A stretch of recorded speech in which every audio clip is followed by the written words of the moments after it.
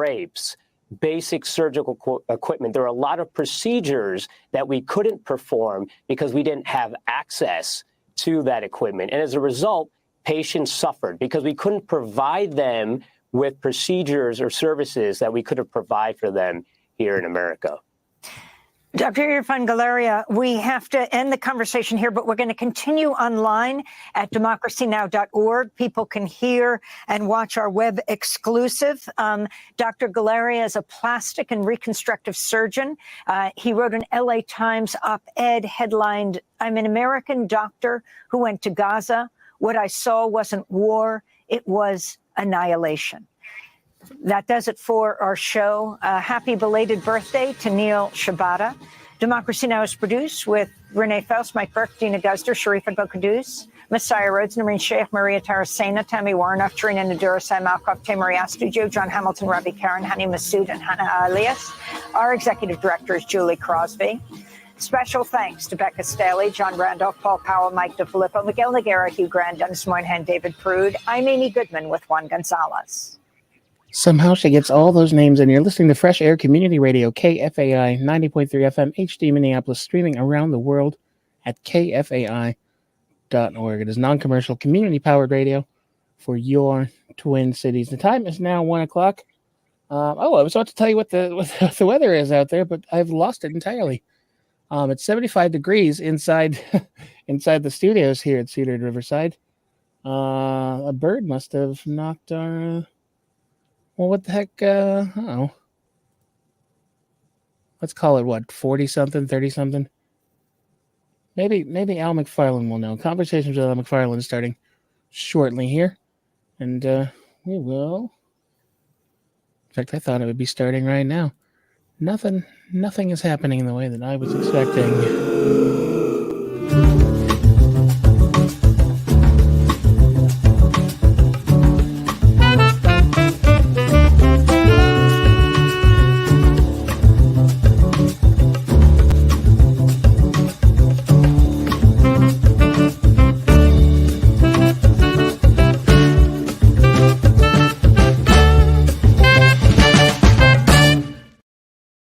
I'm Al McFarlane. You're listening to the Conversation with Al McFarlane. I'm glad to be here and glad to have you along as well. And it's actually sunny and 44 degrees in Minneapolis and St. Paul right now. And if you're like me, you're just blown away at how warm and how beautiful and how comfortable it feels. And though we have feelings for all of our people that are in the cold business and the snow business, they're losing money big time right now. But be that as it may, many people feel relief and some less winter gloom, winter blues, winter blahs, because it's so warm, it's so sunny, it's so nice. So however it's working for you, enjoy this day. I've got some great days ahead. So it's going to be really exciting. Unusual for this time of year. So I think we have to just brace to enjoy being warm in February and early March. Well, I want to thank all of our friends who stay with us here at KFAI. What a great station this is. What a great program, Amy Goodman, and what a great mix of programs that we have. And we appreciate your support. Keep listening, keep tuning in, keep supporting Fresh Air Community Radio.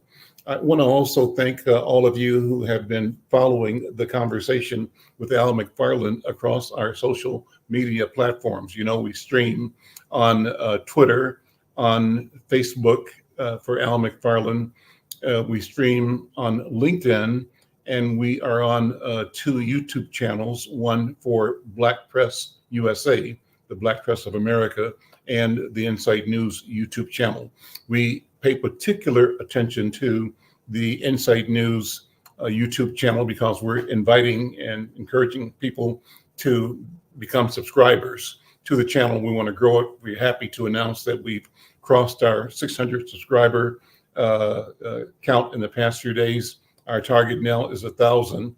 And if you're not a subscriber, tell somebody,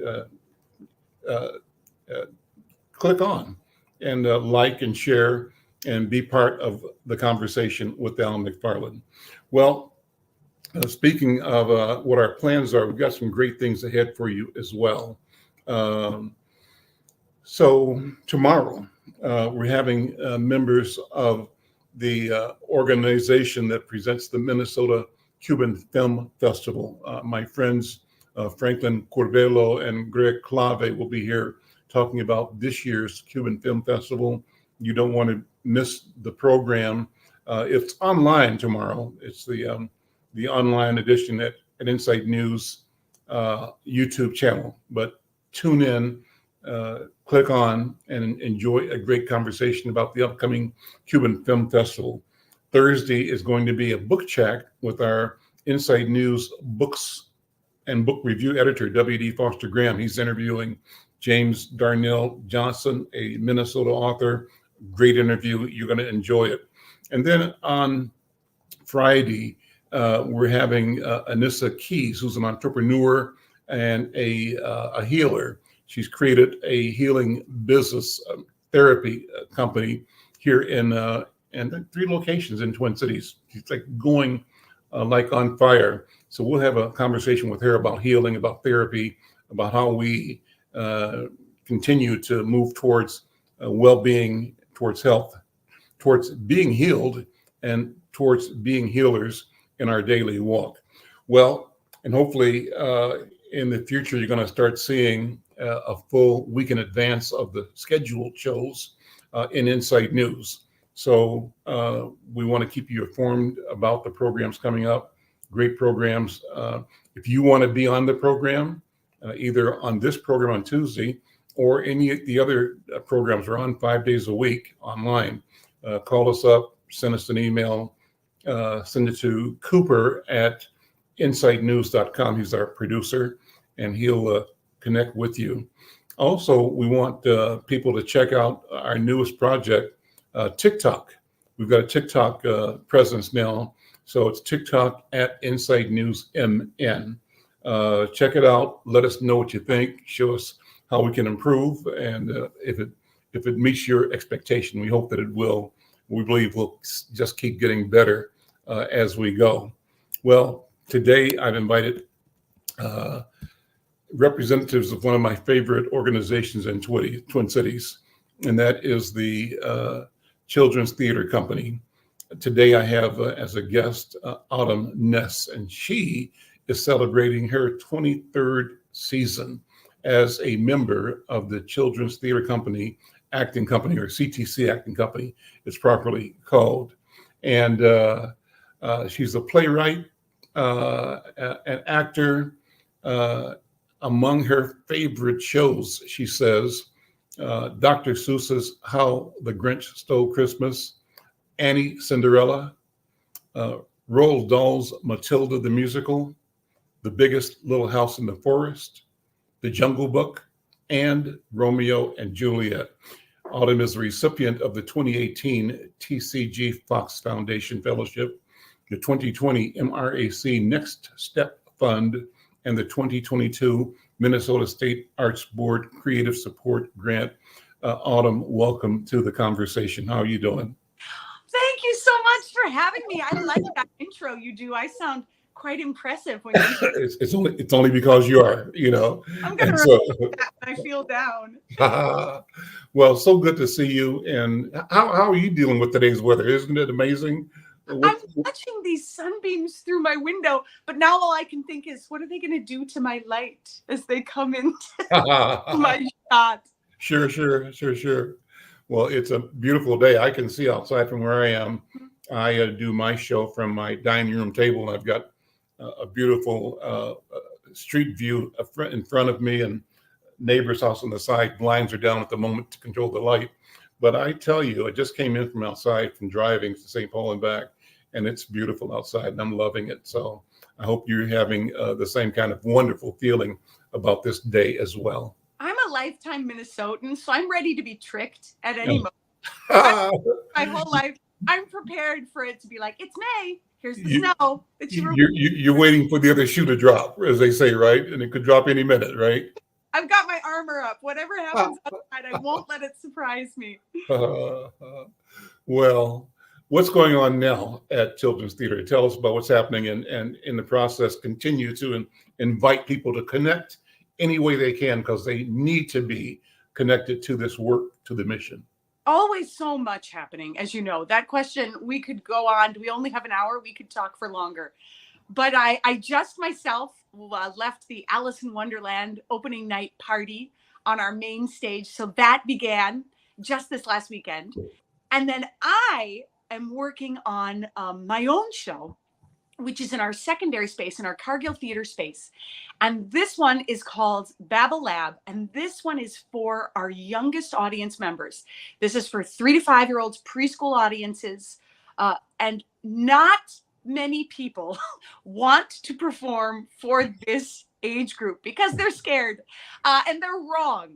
This is my favorite age group to perform for and to create for, because not only are they honest and come as you are and open and imaginative and ready to talk back and tell you what your character should do and where you should go and what's behind you and what they had for breakfast, but they're also our future theater goers, story makers, imagination makers. So we love to get them in for what's most likely their first theatrical experience, almost all of them. We want to get them in, show them that the theater is not a frightening place. Anywhere new can be frightening when you're 3 years old and it's big and you're tiny, and there's adults and different lighting and different sounds. We want to get them in. We have done years and years and years of research on how you welcome in a group this young and make them have a positive experience with their first live art piece. So what we do is, first of all, you have to rethink everything from their angle, from their point of view. So how are we going to sit? How are we going to be able to see? What are the lights going to do? What's too loud? What's too bright?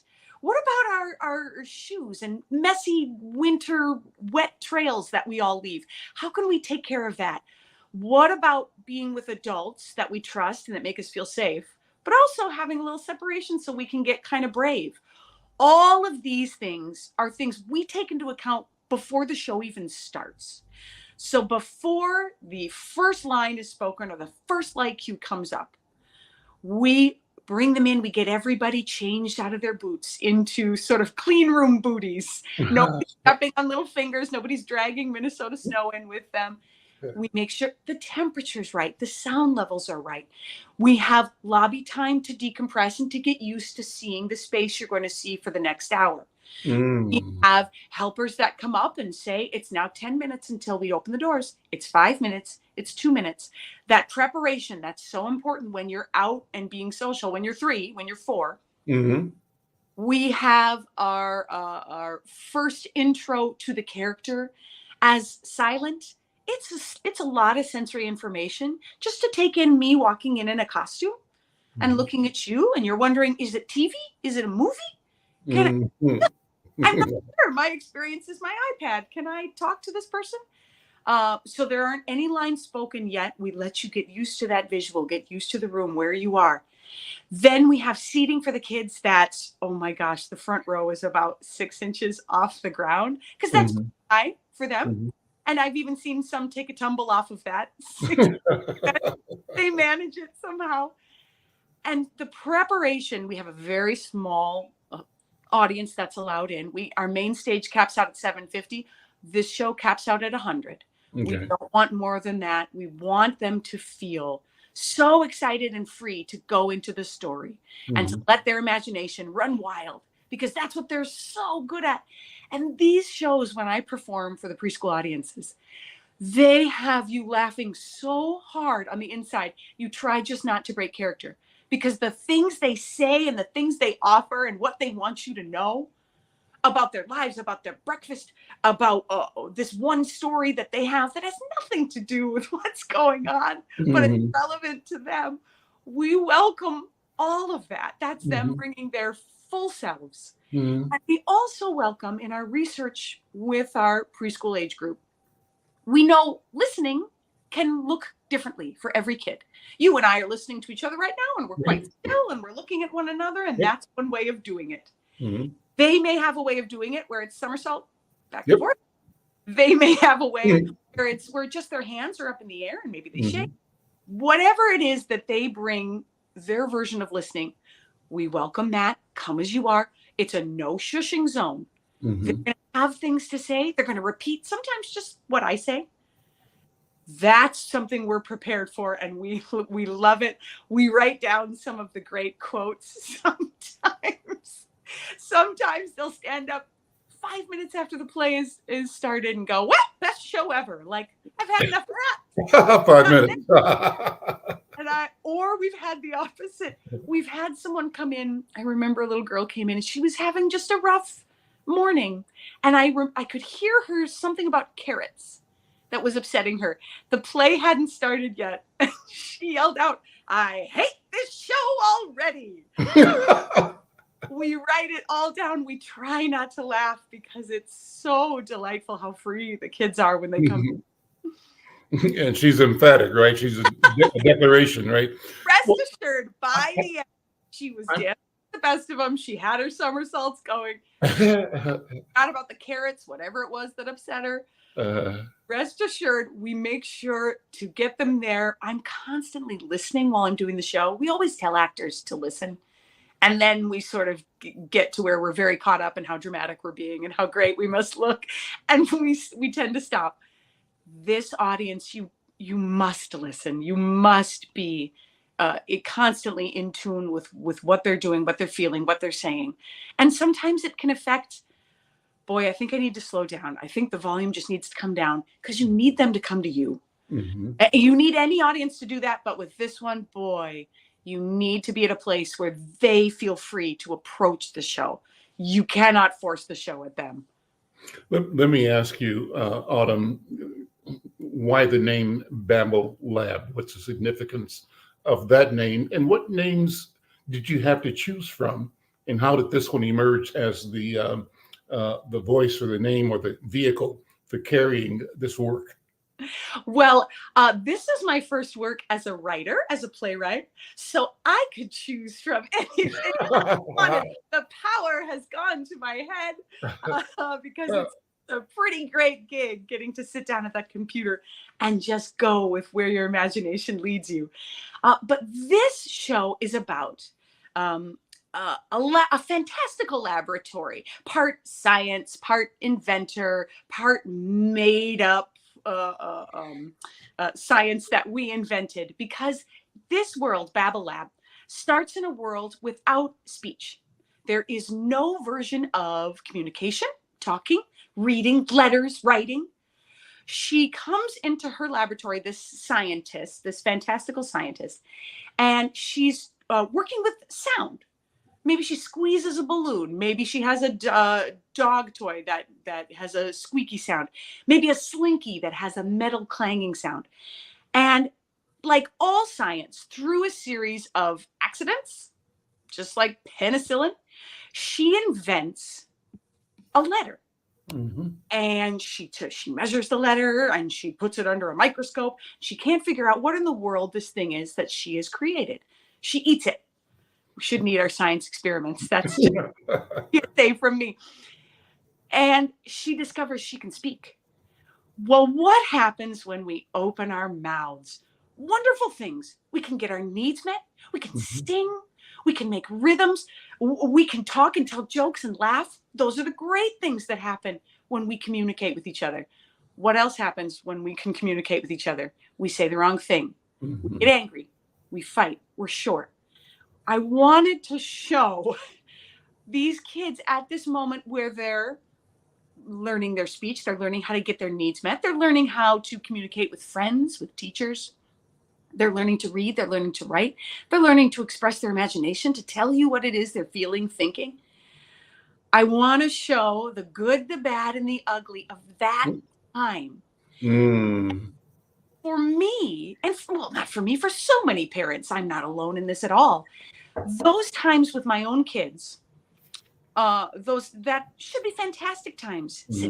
Said a full sentence, learn to read a board book, a picture book, recognize their letters, wrote their name. Those are great milestones.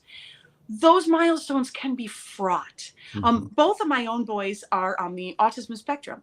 So a lot of those milestones came in a roundabout way where we weren't sure if we were on track. We were excited they were happening. We were excited they were growing. We wanted to support them. But we knew there were things that were not typical, as so many parents experience.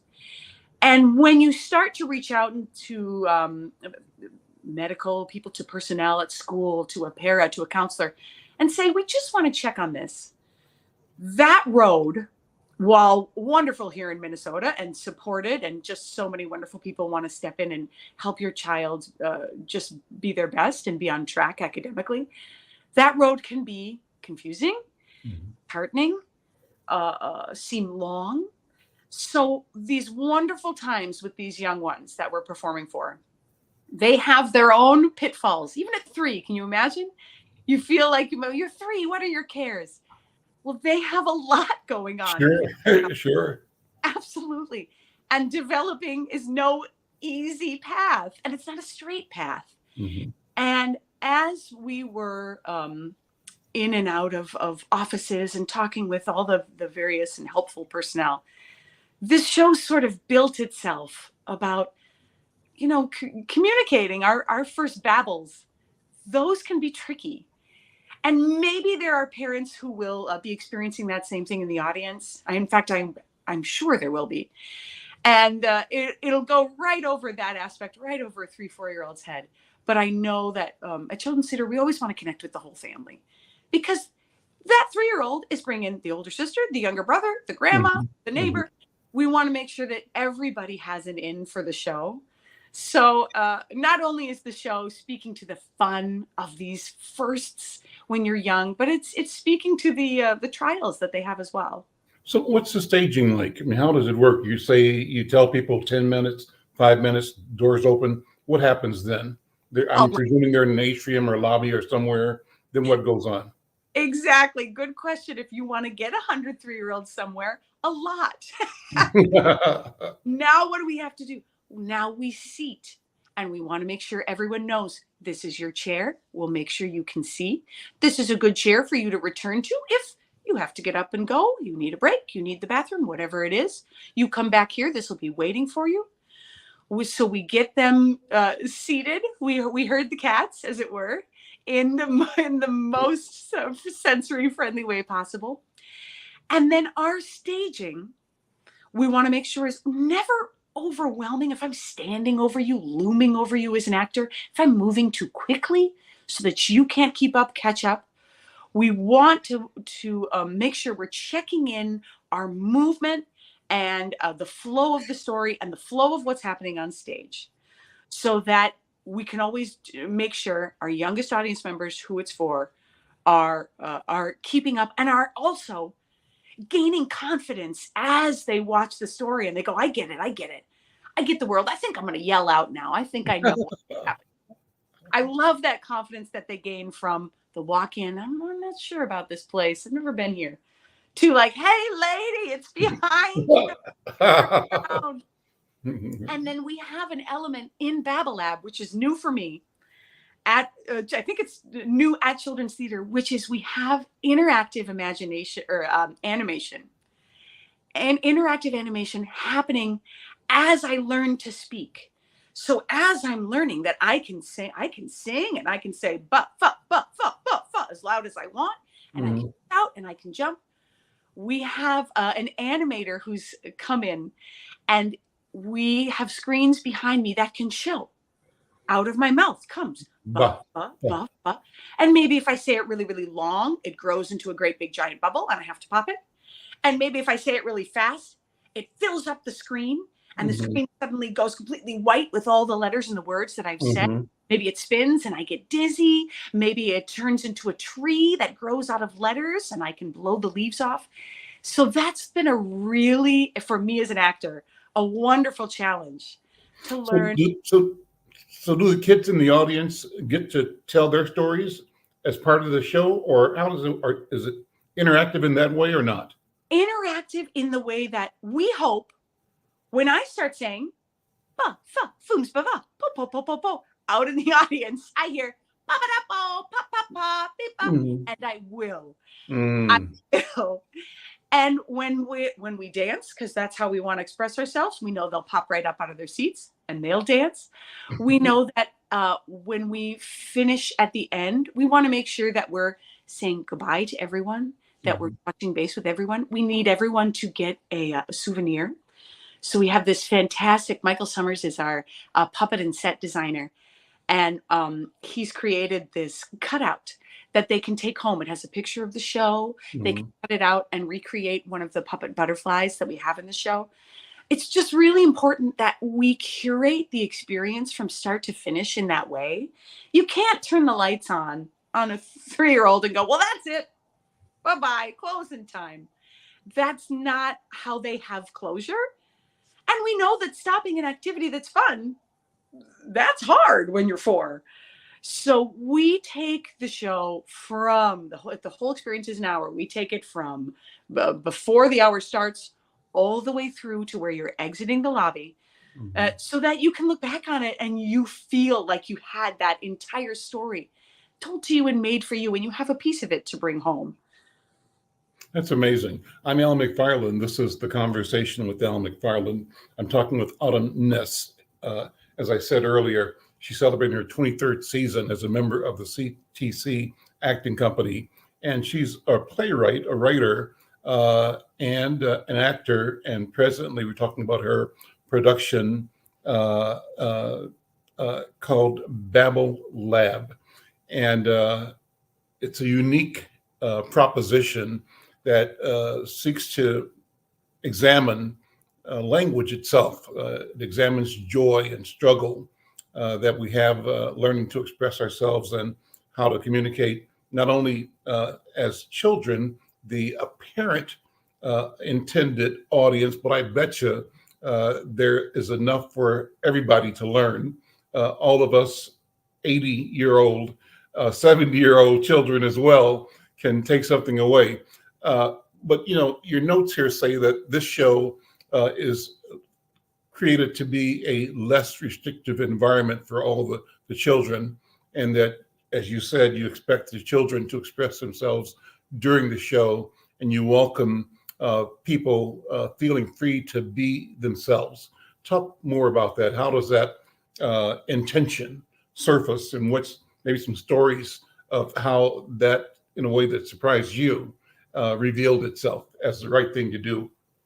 Well, one of my favorite things about Children's Theater Company is that we're always striving for what you said, that least restrictive environment, that environment that supports the kids that are coming in, the size, the attention span, their needs that they're going to have during the show.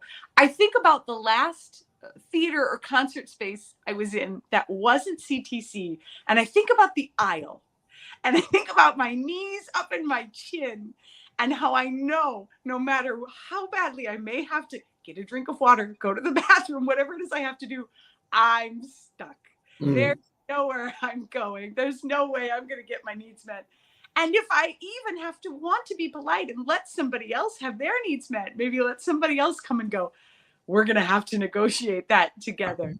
At CTC, I love that we set ourselves up to say, right from the ground plan, how are we going to support this audience? Let's move these seats apart.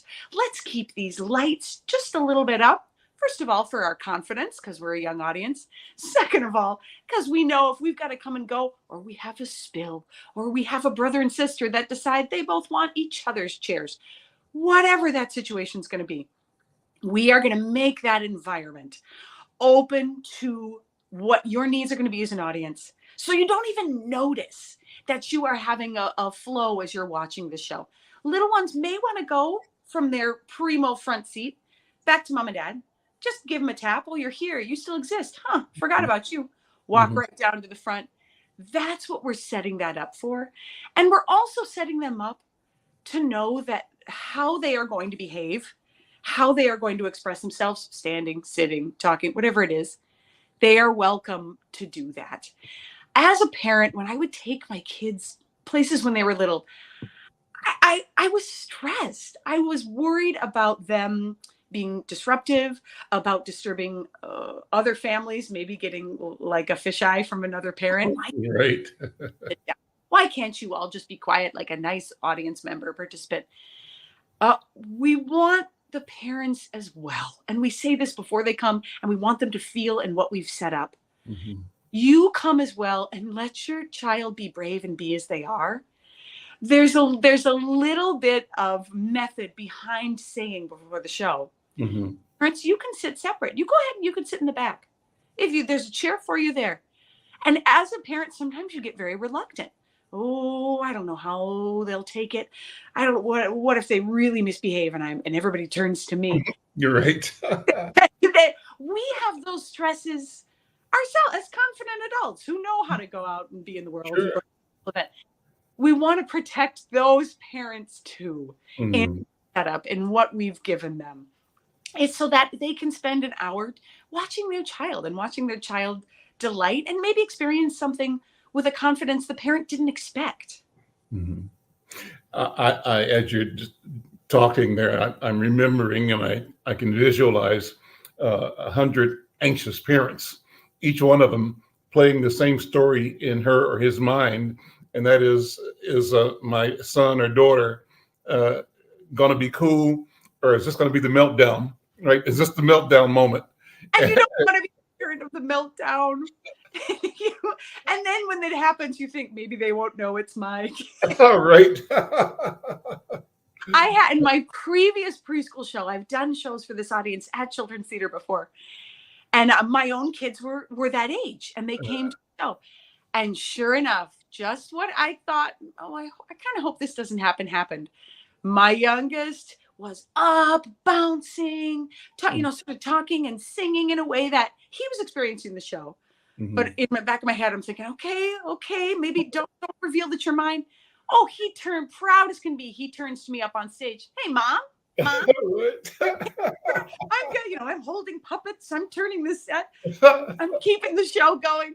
And my son outed me. My anxious one. He turned, hey, mom. And I got a great laugh from the audience. They all It worked. That's amazing. That's wonderful. Let's talk about your career, your development, and how you came to the arts and to theater and to writing. You said you're a native of Minnesota, lifelong Minnesota? I was in Children's Theater Company shows since I was 8 years old. That 23 years that you read off, that seems so long, I know. That's only as a grown-up. I was there when I was a student, which absolutely was the first place that I saw a play. That ignited so much love for the arts in me. And also ignited a little cockiness where I said, well, I can do that. Up there. All right. Parents found it in their busy schedule to direct, because it's no joke to drive your kid to an activity that's going to become their life. Found it in their schedule, found it in their hearts to take me in for an audition. I had my first audition at Children's Theater Company, and my first audition anywhere, in the room in the dance studio where I'm rehearsing right now. So that's a very small circle for my life. Yeah. But wonderful. And I remember they gave us each, it was for Hansel and Gretel, they gave us each a piece of a script to read out, just to see how we did. Were we loud? Were we animated? Did we get shy? Did we get stage fright? And they handed me the script, and I thought, oh, no, this isn't what you want to see. Hansel and Gretel's a very scary play. You need to see if I can be very scared. I'll help out this poor director and these producers who just don't know what it is they want. I'm an 8-year-old. Now, you're thinking this, or you're telling them this? I'm thinking this. Thinking it, okay. I'm an 8-year-old wisdom. Yeah. I'm thinking, I know what to do. So they called my name, Autumn, it's your turn. And I came up and I held the script in my hand, and I held the script in my hand, and I ignored it. And I opened my mouth and I screamed as loud as I could, as long as I could, to show that I knew this was a scary play and I could handle it. I showed the audience. We were terrified. The whole table, the director, the choreographer, all the people sitting at that adjudicator station burst out laughing. And I got so mad. I thought, how dare you? I have showed you I have the capacity. Oh, boy. boy, you all don't know what you missed out on. And I had a big chip on my shoulder the rest of the audition. I think I read the script, but I think I read it like, I'll deign to read this, but you all don't. And I went home. My parents said, how did it go? I said, fine. It was fine. They don't know me. And I got the call. Yes, we'd like her to come in and do the role. She's got the show. It's my very first play. And I like to think, if nothing else, I was memorable. And all the kids they saw that day, they thought, let's cast that weird one that just shrieked. Yeah. Screamed. Let's see how that goes. If nothing else, we'll have stories to tell at the end of our workday. Well, I love this, so you were really, in your 8-year-old mind, super intentional. You knew what you were doing. So here's what that reminds me of. Okay, so like I had, when my kids were like 8 and 9 years old, or 8 and maybe 4 older, younger daughters here at the house. And I think, everything would be cool all day until they came home from school. And when they got home from school, the energy level in the house went from 0 to 9 the minute they walked in, right? And so it's like, here's the regular sound. And they walk in the door for the rest of the evening, right? And so one day, one of the kids, the younger of the two, had something she wanted, demanded, wanted to happen, had to happen right now. You can't do anything else. This is done. You got to resolve this. And she took it beyond the regular 10 level to level 13, right? And so what poor parent does in exasperation and desperation, and even without thinking, yeah, sure. You give them what they want just to get a break, right? And so I did, and I don't remember what the want was, and walked around the corner and came back, but I saw the kid, the 4-year-old, saying, okay, I got that. What's next? I said, oh, snap. Really? That's what we're doing? And so that reminded me of your intention, your intense intention in declaring yourself and raising your version of what it means to be in a scary play. I don't know. What do you think about that? You had girls. I had boys in the house. I have boys in the house. You don't think boys can do exactly the same thing, right? They're supposed to be they come home and they're supposed to dude it out and be chill. No, boys can do the exact same thing. I feel that exactly. But I think when I think about when you're young, a day, a week, that's like a percentage of your life. Yeah. Me, a day, a week, that's not so much. That's not so significant. When you're young like that, every moment, an hour, it means so much. Mm-hmm. And they have a word for it now. They call it big feelings. Mm. What you called it, throwing a fit or being naughty. Yeah, right. We call it now big feelings. And I hear that with my grandson. That mindset of how important, of how long I've had to wait for this percentage of my life, or if I do now, it's we're, as parents, we get exasperated. Of course, we're human, but when you're in a quiet moment and when you're in a calm moment, you can take a step back and go, okay, actually, for you, this actually is kind of a big deal. Yeah. At your age. Amazing. So you grew up in North, South, St. Paul, Twin Cities, or somewhere else? I've been in Stillwater for 10 years. Okay. I had one son. I was pregnant with my second. We had to move. You can't have a baby in another room with an older kid. Mm-hmm. And as we were searching for a place to live, maybe a backyard, maybe we could have a dog, we kept going further and further out from the metro. Second tier suburb, third tier suburb. And I'm going, okay, the drive's getting longer and longer, right. But we still do it. Yeah. And my husband and I had always loved Stillwater. You felt so removed from your day. Mm-hmm. And you felt like you were sort of on a day trip. You were on a staycation all the time. And we said, what if we just went for it? Mm-hmm. And that was about 10 years ago. Mm-hmm.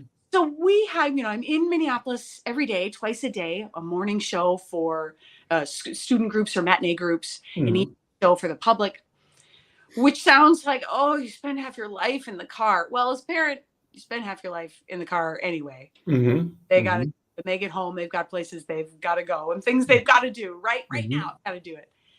So my husband works with me. We've had the same job as company actors at Children's Theater this entire 23 years. Oh, wow. Okay. Yes. Most people don't work with their spouse in that way, that length of time.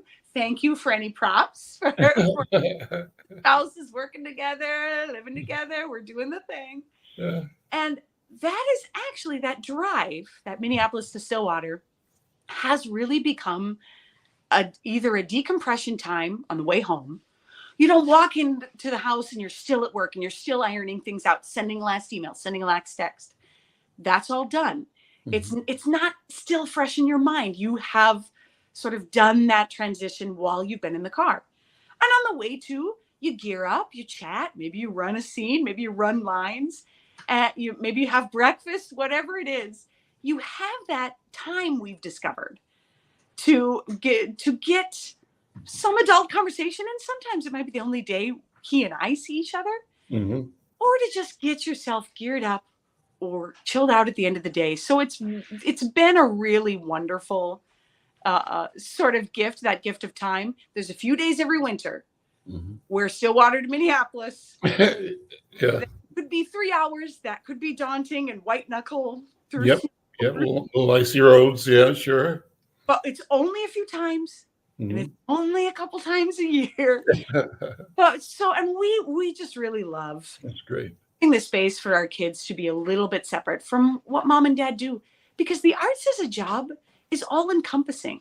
It isn't 9 to 5. It isn't clock out either with your brain or with your time. It's a piece of you is always with it.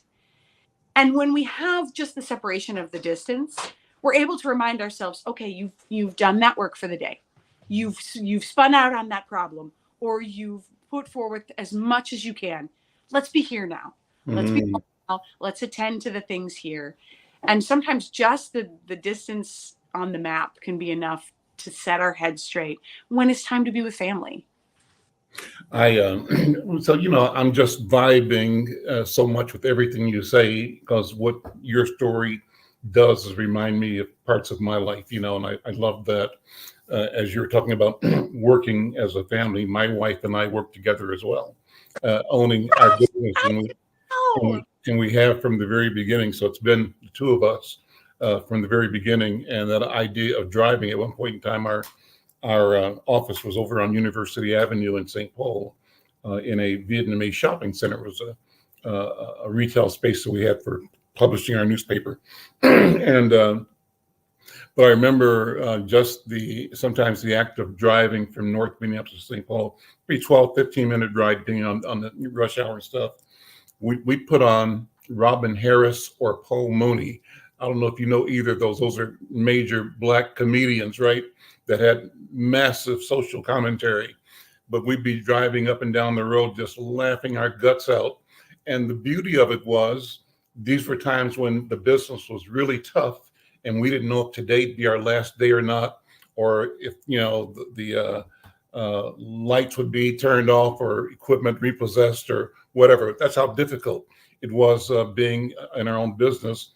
And we got to where we said we have to figure out a way to get through this without feeling, wiped out and washed out. And the drive, that's what I was relating to, the drive from home to there and from there to home, and having comedy or music, but usually it was Robin Harris or Paul Mooney, and laughing, because it reminded us of how absurd the whole thing was in the first place, right? And you may as well laugh at this and get up and try it again tomorrow. So it's kind of my story that lets me relate to what you're saying. But that's wonderful to hear that you and your husband have been able to work together for that length of time at Children's Theater. That's an awesome thing. I don't know how I'd work now without him. I mean, it's too long. I think I'd turn to look for him if we weren't together. Sure. And then there's a shorthand that you develop. I mean, all couples have a shorthand together, but something that you can read on your way that only you know. shorthanded. Also, not having, if it's been a rough day, you don't have to ask, oh, how was your day? In that sort of positive way. You just know, and you adjust. I can't imagine it any other way now. Well, same here. I'd love to have that. So, how was children's theater different 23 years ago? And you've mentioned you started there when you were 8, but when you became an employee there, what, as you remember, was the excitement, the vision, the possibility, and how has the organization and the work evolved to today? Well, what we're remembering now that when we're talking about arts is the COVID break. Mm-hmm. And the difference that made for children, for families, for their development, for the entertainment industry. That is the most sizable shift in recent memory of how people relate to an arts event. Mm-hmm. Now, I want to say, I believe there is a renaissance coming out of that time. It's happening now. It's continuing to happen as works get produced that people were working on at that time when they had a second to look at the world around them. I think there's a renaissance that's coming and will continue to come out of the absence of these kind of events in our lives. Mm-hmm. You couple that with what we at Children's Theater are dealing with, which is audiences that were out of school and therefore and out of activities, and therefore for most kids out of social interaction for 2-3 years. Mm-hmm. And how that changes as you're developing. I taught, the first thing I did when we came back from COVID and you could come back into an arts building and have an activity, wasn't performing, it was teaching. And my first class back, I must have had second or third graders. So that a second or third grader at that time meant they had no in-person school or activity interaction, maybe in preschool that they remembered, probably not. Right. They came in, they were so excited. They were nervous, just like all kids are when they get together with a new group of peers. We did the first activity, and in a theater class, you don't really stand in line when you're doing games and activities. Everybody kind of sits in an audience clump on the floor, and you watch people do their performance or play their character, whatever it is that we're building towards. And after the first kid went, I said, "That's awesome. We're, great imagination on that. Does anyone else have a thought about what they just saw?" And every kid that hadn't just gone raised their hand and said, I didn't get to try it. I didn't get to go.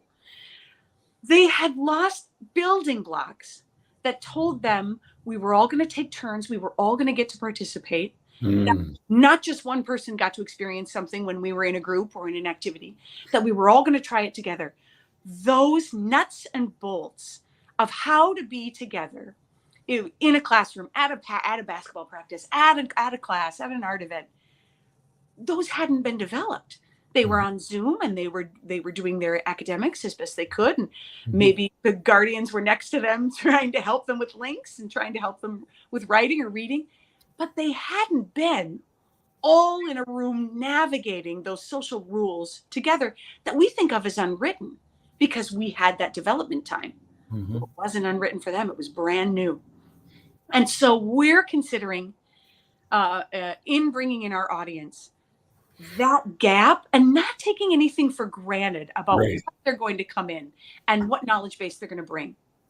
And also the stories we tell. We got to sit on our couch, all of us, and for the betterment of the health of everyone, try to stay home and try to stay inside and make sure that this virus could dissipate and we could build immunity. I'd like to think everybody got a bigger world view. This was a global pandemic. It wasn't Minnesota. It wasn't. Everybody was doing this. And I think at CTC, when we came back, we went, man, let's really iris out on the stories and the point of view and who's telling them. And who's telling them, and then who's writing them, and then who's directing them. Because if a story is global, and then the lens that you take it through is something that you've seen or that has been done, that story's not really getting its blinders off. That story's then getting boiled down. So we got so ambitious while we were away in the best possible way. I hope all artists did. I believe we did. We got ambitious to tell the biggest story, to involve as many people as possible, and then to listen. We were all in houses together with our family for years. I hope we all became better listeners. And I hope as organizations, we became better listeners and we learned how to step back and how to let another voice come in. I'm Al McFarlane. This is The Conversation with Al McFarlane. My guest, Autumn Ness. She's a performer, writer of the project, the play, Babel Lab. It's currently being presented right at March 9th, we kick off. That's when kick off. What's the run date for that? March 9th to what? We run March 9th for a month. And on our website, childrenstheater.org, you will see public performances available that you can buy tickets for. But what you don't see that I want to make people know is available is that we have a school shows, morning weekday matinee shows for homeschool group, preschool collectives, daycare groups, for whatever your classroom group social situation is, maybe a mom's group where you get together. We have those morning shows that are not listed in the tickets, but that are available for exactly those kind of groups. And those are really fun because you're bringing in your class to meet up then and see the show with like-minded, like-aged classes or daycare groups or moms groups, whatever it might be. And then you get to really widen your view and watch them take off and enjoy it together. And those morning shows are where we've got, we can have as many as like 75 preschoolers. Wow. Yes, wow. Yeah. Raring to be entertained. And then there's just me. It's a solo performance. So I need my Wheaties and my vitamins and maybe my espresso just to make sure I'm ready to receive them. It's worth checking out the website for those tickets. And if you're thinking, we don't want to go on the weekend, we have those morning matinees as well. During the week. I'm Al McFarlane. This is The Conversation with Al McFarlane. Again, I'm talking to Autumn Ness. She's the writer of Babel Lab, running from March 9th through April 14th at CTC, Children's Theater Company. And we'll keep giving you information so you can find out how you can attend individually or as a group. There are many, many opportunities. This is such a great conversation. Autumn, thank you for being here. You know, I wanted to key in on your thought that you believe we're at a point of a renaissance, and that renaissance is informed by this global experience of COVID-19, the global pandemic. I would submit that is also aggravated by and equally influenced by George Floyd as a phenomenon that had a global resonance. And so as you anticipate this idea of renaissance, what are you imagining will be the fruit of that? Where will it show up in music, in theater, in crafts, in the visual arts, in the performing arts? What do you see? And do you see that in yourself as an artist? And then having acknowledged that, do you have an assessment or a thought of how it might be appearing in other human beings as well? I think you're going to see, first and foremost, new voices. Whether those new voices are finally being allowed to step forward and to have their moment, or whether they themselves weren't sure they were ready and they have been propelled to speak, to write music, to write stories, to write plays, to write books, to perform. So let's stop there. And why is there a sense that they were not allowed to, or were prevented either through internal or external pressure, that what they could produce wasn't acknowledged or wasn't received? Or what do you think? I think absolutely.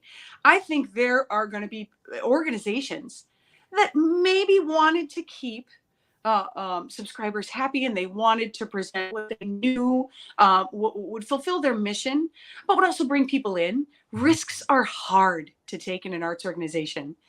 And now we are seeing arts organizations say, what are we doing if we don't risk? Mm-hmm. And you're seeing artists say, what am I doing if I am the person holding myself back? Maybe because I don't see myself reflected, maybe because I'm sure anyone will listen or care or relate, but you're going to have organizationally and individually, you're going to have people now pushing forward, making a change. New artists are going to come forward. And it's so hard to give attention when we go out as audience members. We're going to spend money, we're going to spend time, we're going to get a babysitter.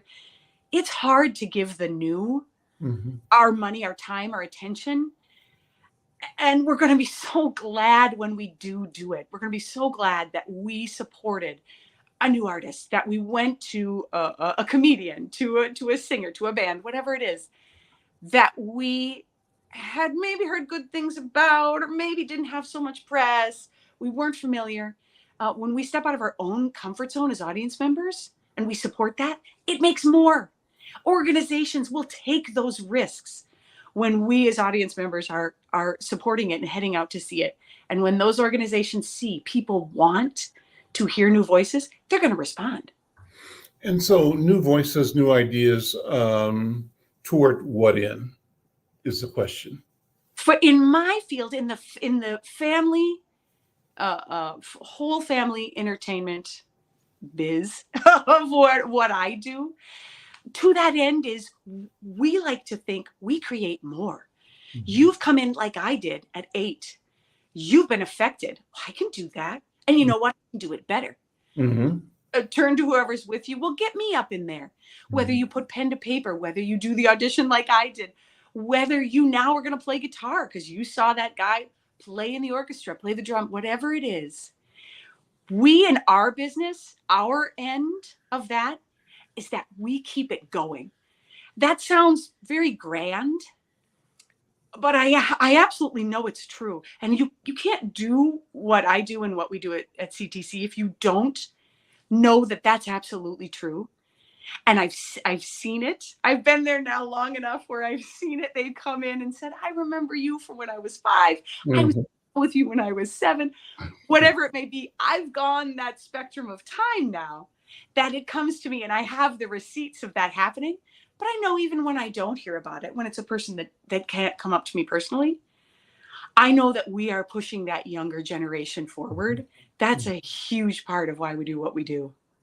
And what do you see as the shift in the world that you expect or you desire? I always sort of have viewed artists as angels, I guess, and people with a sort of sense of a glimpse of the divine and a willingness or a compulsion, an assignment to deliver a message, to deliver a viewpoint, to deliver an analysis or a feeling that will serve as a education, a learning, an experiencing opportunity for community, right? So I think artists have that special role. And as you are thinking Renaissance, what's the better world, if there is one, that you see ought to result from this new wellspring of genius creativity that we're going to call Renaissance? What do you think? Again, from my standpoint, at CTC, working with these family audiences, I think we are assuming capacity greater. We are assuming a capability of an emotional capacity. That means these scripts don't need to pander. They don't need to talk down. The scripts that we seek and the stories we seek coming out of this time, they are strong. They speak directly to experiences that we know kids have. Somehow, somewhere, there became an assumption that childhood, maybe it's because adults talk a lot, and when we look back on it, we think it was simple or straightforward, instead of thinking how complex it is to be a young person. When we choose our stories at CTC moving forward, we assume the greatest emotional capacity, and we want to pick stories that do not simplify what it is to be a young person, whatever your individual experience is growing up, getting from birth to this grown-up world. And I really see that in the season choices since we've come back, that we're taking the risk to go, you can handle it, you know this, you've lived this. And we as adults, we're more nervous about giving kids those stories than kids are about receiving them. And we're more nervous it's going to go over their head than they are. And it doesn't, it lands. There are pieces of these stories that are universal, these scripts that we're performing. And we talked about it when the preschool mom comes in. Guess what? That's the mic drop. We're out of time. Autumn, I'm loving listening to you. Autumn Ness, children's theater writer of the Babel Lab. I'm Al McFarlane. We'll see you next time. Take care. Bye-bye.